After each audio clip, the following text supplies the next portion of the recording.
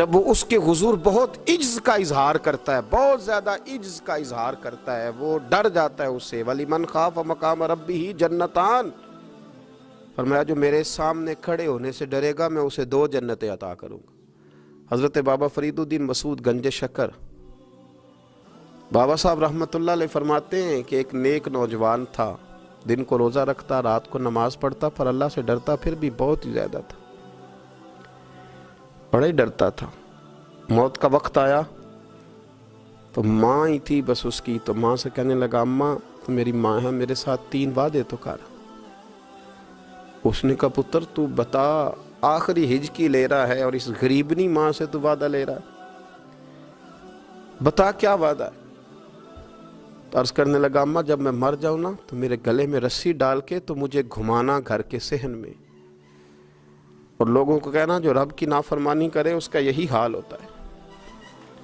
یہ اعلان کرنا جو اللہ کے نافرمان ہوں ان کا یہی اشر کیا جانا چاہیے۔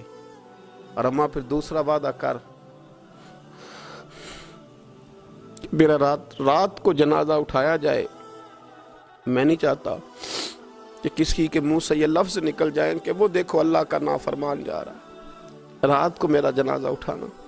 اور اماں تیسرا میرے ساتھ وعدہ کر کہ لوگ مجھے دفن کر کے آ جائیں گے تو میری قبر پہ چلی جائے گی، عمل میرے پاس کوئی نہیں، پر مجھے لگتا ہے ماں کے قدموں کی برکت سے عرش کا مالک بھی رحم فرمائے گا۔ اماں تو وعدہ کر کہ میرے ساتھ وعدہ کر۔ بابا صاحب رحمۃ اللہ علیہ فرمانے لگے کہ ماں بوڑھی ماں نے وعدہ کر لیا، کہا بیٹے ٹھیک ہے اگر تیری یہی ضد ہے تو میں تیار ہوں۔ پھر اس نے کلمہ شہادت پڑھا، اس نوجوان کی روح پرواز کر گئی، بوڑھی ماں نے رسی منگائی تو وَلِمَنْ خَافَ مَقَامَ رَبِّهِ جَنَّتَانِ، جو ڈر جائے، اس نے تو کہا تھا نا کہ رسی ڈال کے گھمانا اور کہنا یہ اللہ کا نافرمان ہے، اس کا یہی اشر ہونا چاہیے تھا۔ لیکن جب ماں گلے میں رسی ڈالنے لگی تو گھر کے ہر کونے سے آواز آنے لگی، خبردار یہ رب کا دوست ہے، اللہ کے دوستوں کے ساتھ اس طرح کا معاملہ نہ کیا جائے، اسے چھوڑ دیا جائے۔ اور کہا تمہیں کچھ بھی اور کرنے کی ضرورت نہیں ہے، یہ تو رب کا دوست ہے اور رب کی بارگاہ میں حاضر ہو گیا۔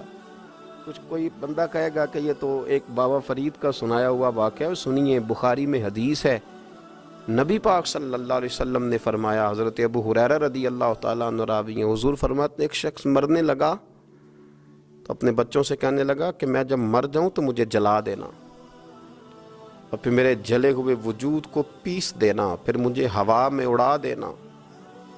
پتر مجھے اڑا دینا، مجھے بڑا ڈر لگتا ہے، اگر رب نے مجھ سے حساب پوچھا تو میں قابل نہیں ہوں، اڑا دینا مجھے ہواؤں میں۔ اگر اس نے مجھ سے عذاب لیا تو حساب لیا تو بڑا سخت حساب لے گا۔ حضور فرماتے ہیں بخاری میں موجود ہے، اس کے بچوں نے اسی طرح کیا، اس کے مرنے کے بعد اسے جلایا، ہوا میں اڑا دیا۔ اللہ کے محبوب فرماتے ہیں رب کریم نے حکم دیا زمین کو کہ اس کے ذرات کو جمع کرو، زمین نے ذرے جمع کیے، خدا نے حکم دیا تو اس کا وجود پھر سے اسی شکل میں آیا۔ تو رب کریم نے فرمایا یہ جو تو نے وصیت کی تو کیوں کی؟ اللہ جانتا ہے کہ نہیں جانتا؟ یہ کی تو کیوں کی؟ تو رو پڑا، کہنے لگا اللہ میرے اندر تو طاقت نہیں تھی تیرے سامنے کھڑا ہو کے حساب دے سکوں، تجھے منانے کے لیے تیرے خوف سے ڈر گیا، میں ڈر گیا۔ اگرچہ ہمارے بزرگوں نے لکھا ہے کہ آج یہ وصیت کرنا، اس رنگ میں یہ طرز اختیار کرنا درست نہیں، لیکن آپ غور فرمائیے کہ نبی پاک علیہ السلام فرماتے ہیں جب اس نے کہا نا اللہ تجھ سے ڈر کے یہ کیا، تو رب کریم نے فرمایا جا پھر میں نے تیری مغفرت کر دی، کیونکہ اللہ کو پتا تھا یہ دل سے بات ہے۔